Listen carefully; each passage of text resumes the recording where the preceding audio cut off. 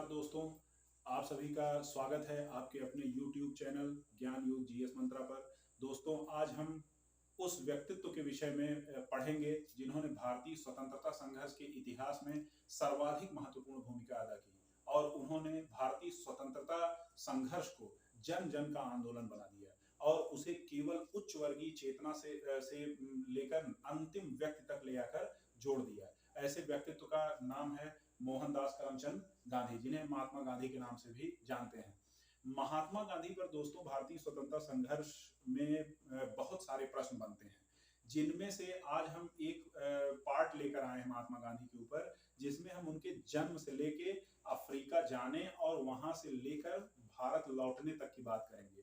भारत में जब वो 1915 में लौट आएंगे, उसके बाद का इतिहास हम उनके भारतीय स्वतंत्रता संघर्ष के साथ पढ़ेंगे। लेकिन उससे पहले के उनके इतिहास से बहुत सारे प्रश्न पूछे जाते हैं, आज उनकी चर्चा करेंगे और कहां से उनका ये दर्शन विकसित हुआ, कहां से उन्होंने सत्याग्रह, सत्य, अहिंसा जैसा दर्शन विकसित किया और कैसे उन्होंने दक्षिण अफ्रीका में भेदभाव के विरुद्ध व्यापक स्तर पर लड़ाई लड़ी और बहुत सारे कानूनों को रद्द कराया जो कि भेदभावपूर्ण थे। इसकी चर्चा हम यहाँ करेंगे। बहुत सारे प्रश्न महात्मा गांधी के जन्म से लेकर उनके दक्षिण अफ्रीका से भारत लौटने तक पूछे जाते हैं, आज उन्हीं की हम चर्चा करते हैं।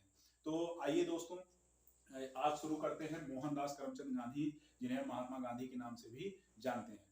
दोस्तों, महात्मा गांधी के जन्म के विषय में आप लोग सामान्य चीजें जानते हैं। उनका जन्म 2 अक्टूबर 1869 ईस्वी को पोरबंदर गुजरात में हुआ था। उनके पिता का नाम करमचंद गांधी था, जो कि पोरबंदर की रियासत के एक दीवान थे। उसके बाद ये भी आप जानते हैं कि उनकी मृत्यु 30 जनवरी 1948 को दिल्ली में हुई थी। इन सब विषयों पे आप लोग जानते हैं, इसकी चर्चा भी की जाएगी समय समय पर। इस चैप्टर में इसकी चर्चा भी करते रहेंगे। लेकिन आइए शुरू करते हैं जहां से प्रश्न बनते हैं उनके पूरे अध्ययन काल में, शिक्षा काल में, उनके दक्षिण अफ्रीका जाने तक जहां से प्रश्न बनते हैं उन चीजों को आइए देखते हैं। तो 1900 यहाँ पे आप देखेंगे 1948 में महात्मा गांधी को नाथूराम गोडसे ने गोली मार दी और उनकी हत्या कर दी गई। राजघाट दिल्ली में उनकी समाधि स्थल है। इनसे भी छोटी परीक्षाओं में प्रश्न पूछे जाते रहते हैं। आइए देखते हैं। 1869 में पोरबंदर में जन्म के बाद महात्मा गांधी 1888 में यहाँ से ब्रिटेन पढ़ने के लिए, इंग्लैंड पढ़ने के लिए भारत से निकले और ये इन्होंने 1888 में यहाँ से गए और 1889 से लेकर 1891 तक इन्होंने क्या किया, यहाँ पर वकालत की ब्रिटेन में। और इन्होंने जिस विश्वविद्यालय से ब्रिटेन में वो किया उसे यूनिवर्सिटी कॉलेज लंदन के नाम से जाना जाता है।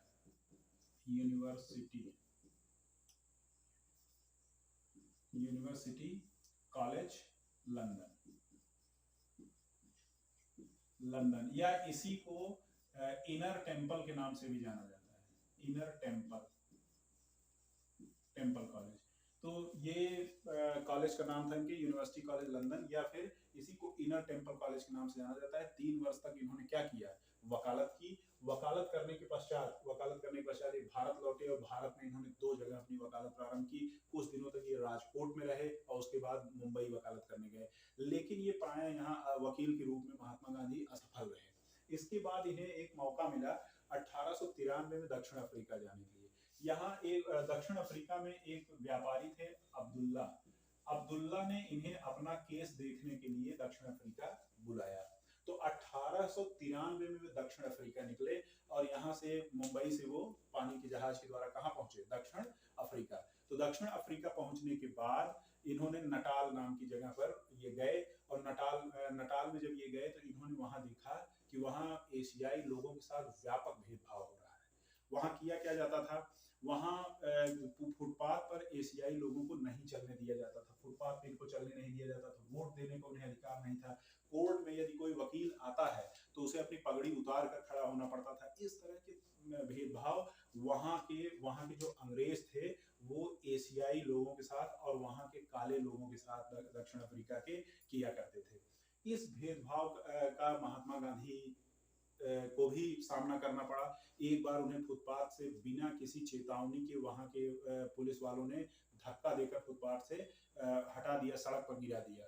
ये हुआ। उसके बाद एक बड़ी घटना घटी जिसके विषय में आप लोग जानते हैं। 1893 में वो डरबन से प्रिटोरिया जा रहे थे। उनके पास ट्रेन के क्लास 1 का टिकट था और क्लास 1 में महात्मा गांधी जब गए तो वहां पर उनको दुर्व्यवहार का सामना करना पड़ा और उन्हें क्लास 1 से निकालकर क्लास 3 में जाने के लिए मजबूर कर दिया गया। और ये प्रश्न पूछा जाता है किस स्टेशन पर उनको उतार दिया गया था। पीटरबेरिजबर्ग स्टेशन पर। डरबन से प्रिटोरिया, यहाँ प्रश्न बनता है, डरबन से प्रिटोरिया जाते समय महात्मा गांधी को पीटरबेरिजबर्ग स्टेशन पर ट्रेन से नीचे फेंक दिया गया, उतार दिया गया और महात्मा गांधी वहीं बैठे रह गए तब तक और सोचते रह गए कि इस भेदभाव के खिलाफ क्या किया जाए। तो यहीं से उनकी जीवन यात्रा परिवर्तित हुई और उन्होंने भेदभाव के विरुद्ध दक्षिण अफ्रीका में अपने अभियान और अपने सत्याग्रह के विषय में सोचना शुरू किया और अपना अभियान प्रारंभ किया। 1893 की ये घटना है और यहीं से उनका पूरा जीवन दर्शन और बदल गया। अब इसके बाद वो पहुंचे 1894 में नटाल में, उन्होंने नटाल इंडियन कांग्रेस की स्थापना की। और क्योंकि ये नटाल इंडियन कांग्रेस एशियाई लोगों की एक संस्था बन गई जो कि भेदभाव के खिलाफ क्या करती थी, लड़ती थी। तो भेदभाव के खिलाफ लड़ने के लिए 1894 में ये सारे प्रश्न बनाए जाते हैं। 1894 में वहां क्या किया उन्होंने, नटाल इंडियन कांग्रेस की स्थापना की और भेदभाव के विरुद्ध लड़ना शुरू किया। अब 1896 में गांधी भारत लौट के आए। जब 1896 में गांधी भारत लौट के आए तो यहाँ उन्होंने एक अपना पत्र जारी किया भारत में भारतीय लोगों को बताने के लिए कि कैसे दक्षिण अफ्रीका में अंग्रेजों के द्वारा व्यापक भेदभाव भारतीयों के साथ, एशियन लोगों के साथ, चाइनीज, इंडियंस और एशिया के जाने वाले लोगों के साथ किया जा रहा है। उसके लिए अपना उन्होंने एक पत्र जारी किया जिसका नाम था the green pamphlet. The green pamphlet यहाँ इन्होंने जारी किया 1896 में राजकोट में, जिससे क्या किया जाए, भारतीयों का समर्थन लिया जा सके किसके विरुद्ध, भेदभाव के विरुद्ध अफ्रीका में। यहाँ से 1897 में वो लौट के फिर अफ्रीका गए और अपने परिवार सहित अफ्रीका गए। 1897 में वो परिवार अपनी पत्नी और बच्चों को लेके अफ्रीका गए। उसके बाद 19 वहां पे एक बोअर युद्ध हो रहे थे। पीछे भी ये द्वितीय बोअर युद्ध था जो कि 1899 में शुरू हुआ था। वहां की बोअर स्टेट और ऑरेंज फ्री स्टेट जो अंग्रेजों की थी उनके बीच एक सीमा को लेके, एक नदी की सीमा को लेके युद्ध होता था। तो बोअर युद्ध के समय वहां के डॉक्टर बेथून थे। डॉक्टर बेथून ने महात्मा गांधी को सलाह दी कि एक ऐसी कॉर्प का गठन करिए जिसमें हम इस युद्ध में घायल होने वाले लोगों का ट्रीटमेंट कर सकें, उनका फर्स्ट एड कर सकें और घायलों को मदद की जा सके। तो वहां पर 1900 ईस्वी में महात्मा गांधी ने नटाल इंडियन एम्बुलेंस कॉर्प का गठन किया। ये पूछा जाता है सवाल, इसमें 1100 एशियाई भारतीय लोगों को इन्होंने जोड़ा और इन लोगों ने दोनों तरफ के युद्ध में दोनों तरफ होने वाले घायलों का ट्रीटमेंट किया, उन्हें पानी पिलाया, उनकी दवा की, उनको युद्ध क्षेत्र से हटाकर उन्हें सुरक्षित स्थानों पर ले जाने का काम नटाल इंडियन एम्बुलेंस कॉर्प किया करती थी। जिसके लिए युद्ध समाप्त होने के बाद गांधी जी को जुलू पदक, क्वींस साउथ अफ्रीका मेडल और बोअर पदक से नवाजा गया और 37 लोगों को क्वींस साउथ अफ्रीका मेडल दिया गया जिसमें से गांधी जी भी थे। तो इस तरह उन्होंने क्या किया, वहां मदद की और लोगों में इनका जनाधार धीरे धीरे बढ़ने लगा और जब भेदभाव के विरुद्ध ये बात करते थे तो उसमें इनको व्यापक समर्थन मिलना शुरू हुआ इन कार्यों द्वारा। आगे महात्मा गांधी फिर भारत लौटे और पहली बार कांग्रेस के अधिवेशन में उन्होंने 1901 में भाग लिया जो कि कलकत्ता में हुआ। कलकत्ता के इस अधिवेशन के अध्यक्ष थे दिनसा वाचा। यहीं पर महात्मा गांधी अपने राजनीतिक गुरु गोपाल कृष्ण गोखले से मिले। तो ये सारे प्रश्न पूछे जाते हैं कि कांग्रेस के किस अधिवेशन में पहली बार महात्मा गांधी शामिल हुए। 1901 के अधिवेशन में, कहां के, कलकत्ता के अधिवेशन में। और कौन थे कलकत्ता के अधिवेशन में पहली बार शामिल हुए, यहाँ के अध्यक्ष थे दिनसा वाचा। दिनसा वाचा थे और यहीं पर गोपाल कृष्ण गोखले से महात्मा गांधी मिले, जहां पर गोपाल कृष्ण गोखले ने इन्हें पूरे देश का भ्रमण करने की सलाह दी, जिससे आप ये जान पाए कि भारत में वास्तविक रूप से जो 70% 80% जनसंख्या जो रह रही है गांवों में, उनकी वास्तविक समस्या क्या है और किस तरीके से आंदोलन को एक जन आंदोलन बनाया जाएगा। तो इसीलिए महात्मा गांधी की जो राजनीतिक गुरु माने जाते हैं उनको गोपाल कृष्ण गोखले जी को माना जाता है। तो यहाँ वो पहली बार शामिल हुए। इसके बाद महात्मा गांधी लौट के गए और उन्होंने 1904 में डरबन में फिनिक्स आश्रम की स्थापना की। फिनिक्स आश्रम, ये भी पूछा जाता है। 1904 में फिनिक्स आश्रम की स्थापना की और यहीं से उन्होंने इंडियन ओपिनियन अखबार शुरू किया। इंडियन ओपिनियन अखबार जो था, ये इसकी भाषा पूछी जाती है, ये 4 भाषाओं में छपता था, गुजराती, अंग्रेजी, तमिल और हिंदी। बहुत इंपॉर्टेंट है, ये कई बार पूछा गया है। 1904 में डरबन में फिनिक्स आश्रम के पास, फिनिक्स आश्रम से इन्होंने अपना इंडियन ओपिनियन अखबार शुरू किया और वो कितनी भाषाओं में था, अंग्रेजी, गुजराती, तमिल और हिंदी। बहुत महत्वपूर्ण है, यहाँ शुरू किया गया। इसके प्रारंभिक संपादक मनसुख लाल नजर थे। ये भी सवाल कई बार पूछा गया है कि संपादक कौन थे, मनसुख लाल नजर। बाद में इसके संपादक गांधी जी के पुत्र मणिलाल गांधी भी हुए। कुछ दिनों तक इन्होंने भी अखबार का, इंडियन ओपिनियन का संपादन किया था। इसके बाद 1906 में वहां पर अंग्रेजी सरकार ने एक एशियाटिक रजिस्ट्रेशन कानून लिया है। 1906 में एशियाटिक रजिस्ट्रेशन एक्ट लाया गया ट्रांसवाल की सरकार, अंग्रेजी सरकार के द्वारा, जिसमें कहा गया कि जितने भी एशियाई लोग साउथ अफ्रीका आएंगे उन्हें रजिस्ट्रार के यहाँ अपना रजिस्ट्रेशन करवाना होगा, उनका एक आई कार्ड बनेगा और उन्हें आने पर यहाँ मजदूरी करने के लिए टैक्स देना पड़ेगा, और साथ ही मांगे जाने पर उन्हें ये रजिस्ट्रेशन का कार्ड आप हमेशा दिखाना पड़ेगा।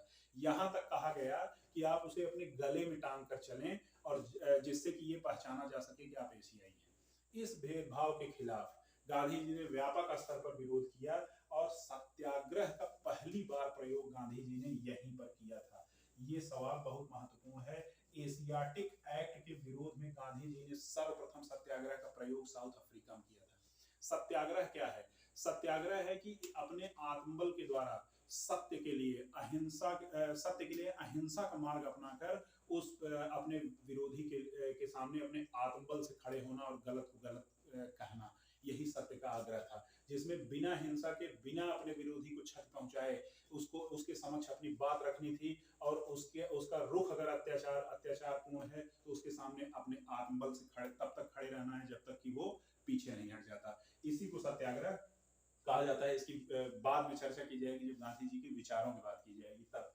तो सत्याग्रह का पहली बार प्रयोग 1906 में साउथ अफ्रीका में एशियाटिक रजिस्ट्रेशन एक्ट के विरोध में गांधी जी ने किया था।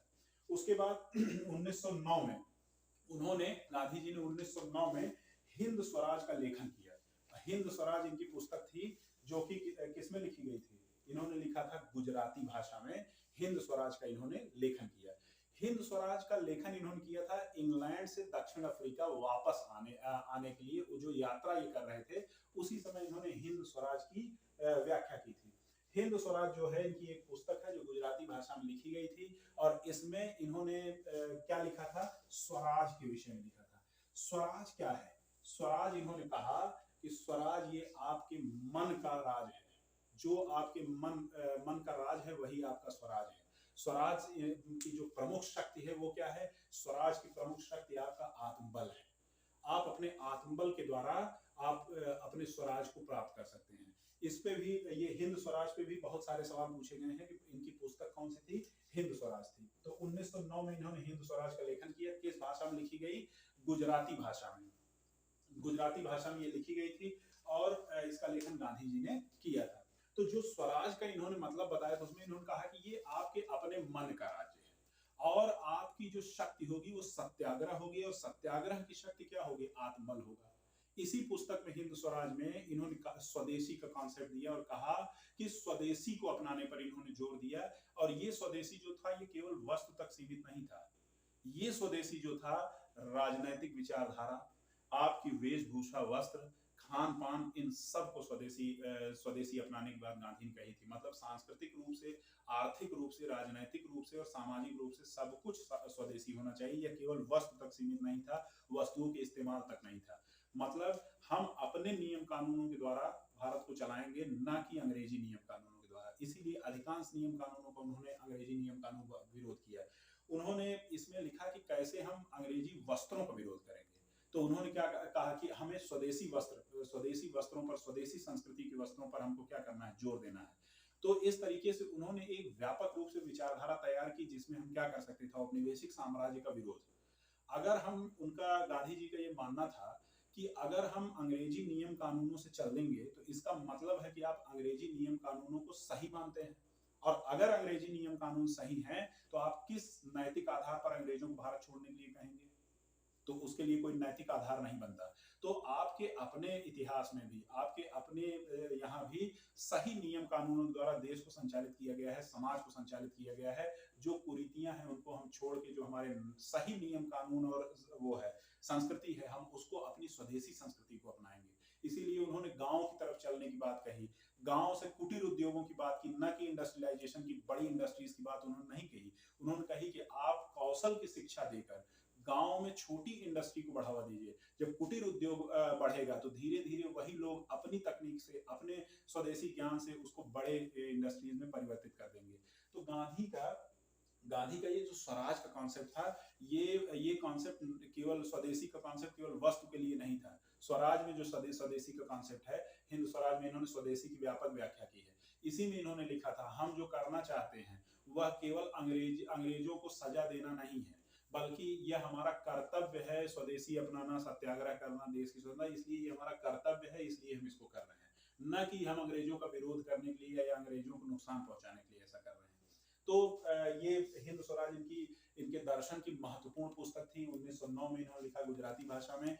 हिंद स्वराज जो था, इसका प्रकाशन, हिंद स्वराज का प्रकाशन, ये पूरा प्रकाशन किसमें किया गया? इनके इंडियन ओपिनियन अखबार में मतलब कई बार में छोटे छोटे टुकड़ों में इसका इंडियन ओपिनियन में सर्वप्रथम क्या किया गया? हिंद स्वराज का प्रकाशन किया गया था।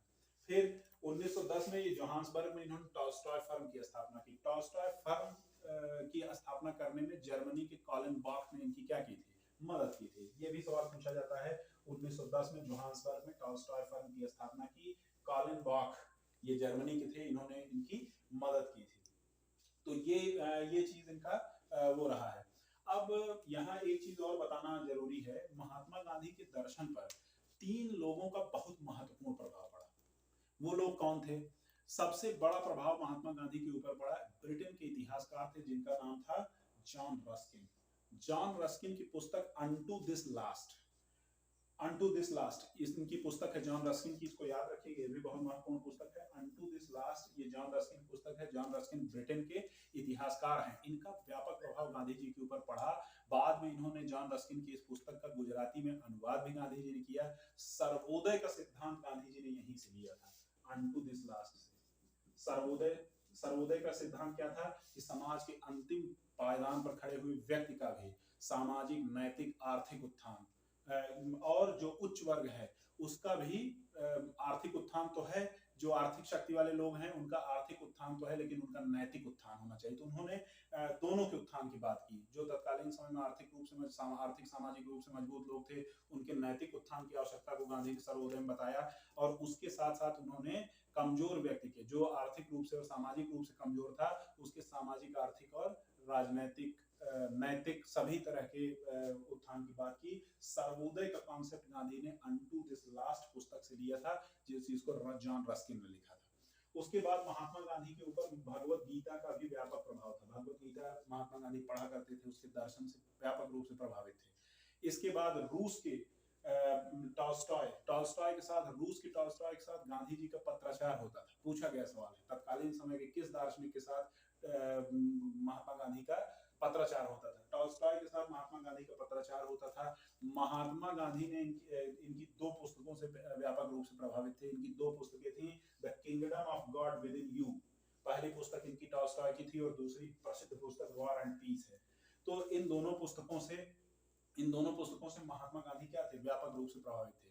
तो 3 लोग हैं, भगवत गीता जो से, जॉन रस्किन की अनटू दिस लास्ट से, और टॉलस्टॉय की the kingdom of God with in you और वॉर एंड पीस से महात्मा गांधी व्यापक रूप से प्रभावित थे। और इनके दर्शन पर, इनके जीवन पर इन पुस्तकों का व्यापक प्रभाव था। तो ये पुस्तकें थी जिनके विषय में पूछा जाता है। अब आपको ये बताएं कि महात्मा गांधी उसके बाद 9 जनवरी 1915 को भारत लौट आए। तो इस तरह से महात्मा गांधी, इस जो 9 जनवरी की तिथि है, इसको हम लोग प्रवासी भारतीय दिवस के रूप में मनाते हैं। महात्मा गांधी जब वहां साउथ अफ्रीका से लौटे थे तो मुंबई के बंदरगाह पर उतरे थे। ये भी प्रश्न कई बार पूछा गया है। इसके बाद हम कुछ फैक्ट हैं जिनको नोट कर लेते हैं। महात्मा गांधी के द्वारा 4 पत्र और अखबार शुरू किए गए थे, जिसमें से द ग्रीन पैम्फलेट की बात हमने की। जब महात्मा गांधी लौट के आए भारत, राजकोट में इन्होंने ब्रिटेन साउथ अफ्रीका में हो रहे भेदभावों के खिलाफ उन्होंने ये ग्रीन पैम्फलेट भारत में जारी किया था 1896 में, और ये राजकोट में जारी किया था। दूसरा अखबार उन्होंने इंडियन ओपिनियन 1904 में साउथ अफ्रीका में शुरू किया, जिसको आप लोग जानते हैं कि इन्होंने इंडियन ओपिनियन डरबन में फिनिक्स आश्रम में शुरू किया। उसके बाद भारत में यंग इंडिया 1916 में बना। यद्यपि यंग इंडिया का शुरुआत, यंग इंडिया अखबार की शुरुआत लाला लाजपत राय ने की थी, लेकिन बाद में 1919 से 1931 तक महात्मा गांधी यंग इंडिया के संपादक रहे। उसको लगातार उस पत्र को उन्होंने क्या दिया, नेतृत्व दिया। उसके बाद उनका एक महत्वपूर्ण पत्र था हरिजन। 1933 में इन्होंने हरिजन पत्र का प्रारंभ किया था। 2 पुस्तकें महात्मा गांधी की हैं, एक हिंद स्वराज जिसकी चर्चा हो गई, दूसरी सत्य के मेरे प्रयोग। ये पुस्तक जो है ये महात्मा गांधी की आत्मकथा है। इस पुस्तक को आप लोग चाहें तो खरीद सकते हैं और खरीद के पढ़ लें।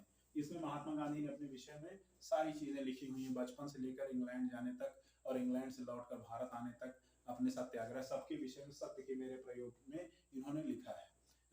एक्सपीरियंस विद ट्रुथ करके किताब, माई एक्सपीरियंस विद ट्रुथ किताब को अंग्रेजी में मिल जाएगी आपको, सत्य के मेरे प्रयोग। ये महात्मा गांधी क्या है, आत्मकथा है। इसके बाद 4 आश्रमों की उन्होंने स्थापना की थी, जिसके विषय में पूछा जाता है और इनके कभी क्रम लगाने के लिए या कभी मिलान करने के लिए प्रश्न पूछे जाते हैं। जिनमें पहला है सत्याग्रह आश्रम। जब ये अफ्रीका से लौट के आए, साउथ अफ्रीका से, इन्होंने 1915 में अहमदाबाद में स्थापित किया। उसके बाद साबरमती आश्रम 1916 में अहमदाबाद में स्थापित किया। उसके बाद अनाशक्ति आश्रम 1929 में कौसानी यूके में, और यूके मीन्स उत्तराखंड में कौसानी में, और सेवाग्राम 1936 में वर्धा महाराष्ट्र में इन्होंने स्थापित किया। तो ये 4 आपको आश्रमों के विषय में भी महात्मा गांधी से पूछा जाता है। आज के इस वीडियो में हमने महात्मा गांधी के ऊपर उस क्षेत्र को पढ़ा जब तक ये अफ्रीका गए और वहां से लौटकर भारत आए। अब 1915 के बाद जो चंपारण का सत्याग्रह है, वहां से लेकर भारत की आजादी तक महात्मा गांधी ने जो स्वतंत्रता संग्राम को नेतृत्व प्रदान किया था, उसमें उन घटनाक्रमों को हम विस्तृत रूप से भारतीय स्वतंत्रता संग्राम के इतिहास में पढ़ेंगे। फिलहाल आप लोग इसका एक स्क्रीनशॉट ले लीजिए और इन फैक्ट्स को आप याद करिए और इन्हें परीक्षाओं में ये प्रश्न जो पूछे जाते हैं उनको सॉल्व करिए। ये इसका स्क्रीनशॉट आप लोग ले सकते हैं।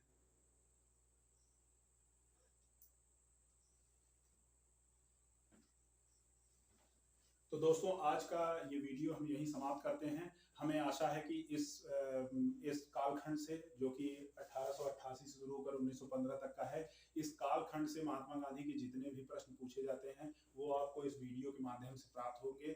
और मुझे बहुत ही खुशी होगी जब इस वीडियो के माध्यम से आप अपनी परीक्षा में इन प्रश्नों को हल कर पाएंगे। आपको इस वीडियो से व्यापक मदद इसी प्रकार मिलती रहेगी। ये निःशुल्क वीडियो आपको लगातार आपको इस चैनल पर उपलब्ध होते रहेंगे और इससे जो आपको परीक्षाओं में मदद मिलेगी